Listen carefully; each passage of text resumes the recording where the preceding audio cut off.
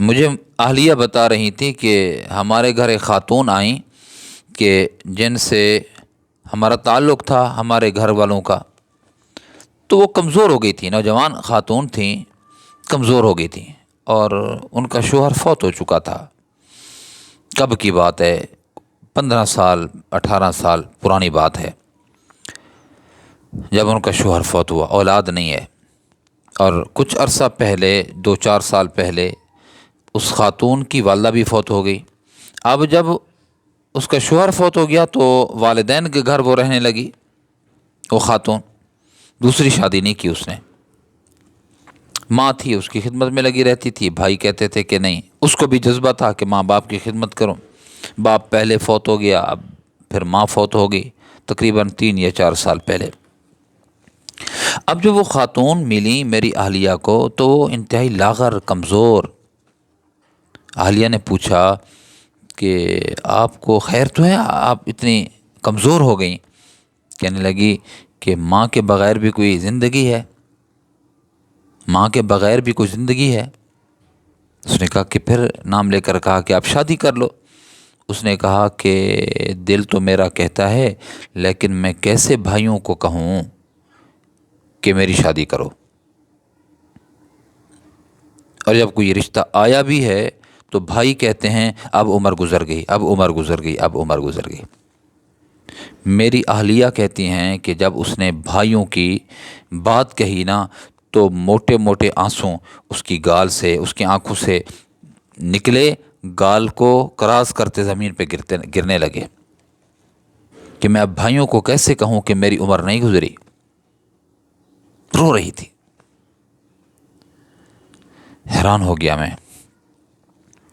کیا عمر ہے؟ 40 سال۔ اب عمر 40 سال ہے۔ 15 یا 20 سال پہلے تھوڑا سا عرصہ اپنے شوہر کے ساتھ رہی، اولاد نہیں ہوئی۔ میں جانتا ہوں، ذاتی طور پہ ہم جانتے ہیں۔ تو اس نے کہا کہ اب بھائی کہتے ہیں، چند بھائی ہیں ان کے، مبہم بات کہہ رہا ہوں تاکہ اگر وہ سن بھی لیں میری بات کو تو وہ کہیں کہ یہ نہ کہیں کہ ہمارے متعلق ہے۔ تو چند بھائی ہیں، وہ بھائیوں نے کہا اب آپ کی عمر گزر چکی ہے،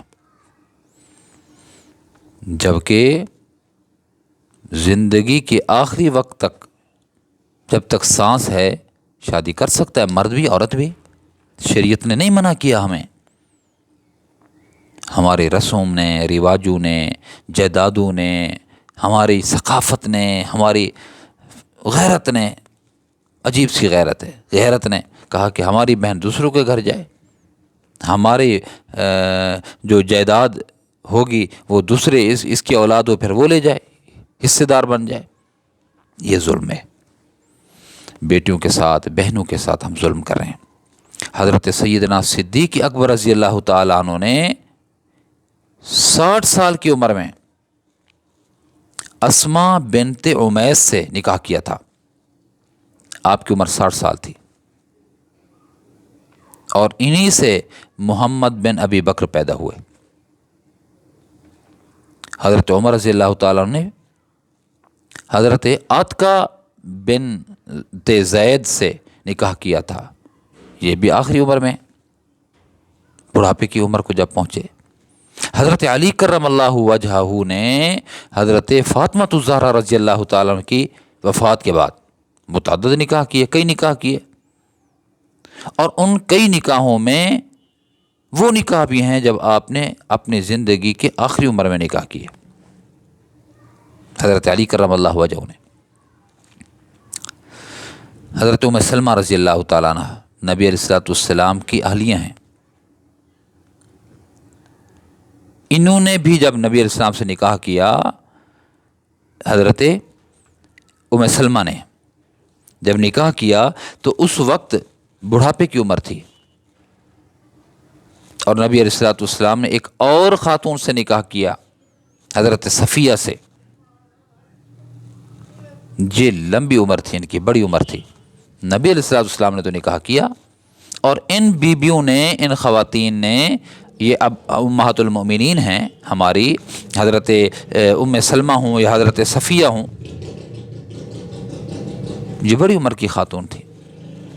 اسلام نے تو یہ نہیں کہا، نبی علیہ السلام نے تو یہ نہیں کہا، بلکہ نبی علیہ السلام نے تو ان کے بچے تھے، بچے جوان تھے، پھر بھی نبی علیہ السلام نے نکاح کیا ان سے، امت کو درس دیا کہ شادی کی کوئی قید نہیں، اور شادی میں عمر کی کوئی قید نہیں ہے۔ کیوں ظلم کر رہے ہیں، کیوں زیادتی کر رہے ہیں؟ یہ جو غیرت ہے نا، یہ غیرت دین پہ آنی چاہیے۔ یہ کوئی غیرت ہے؟ بہن رو رہی ہے، سسک رہی ہے، بیٹی رو رہی ہے، سسک رہی ہے، کہا کہ تیری عمر نہیں ہے۔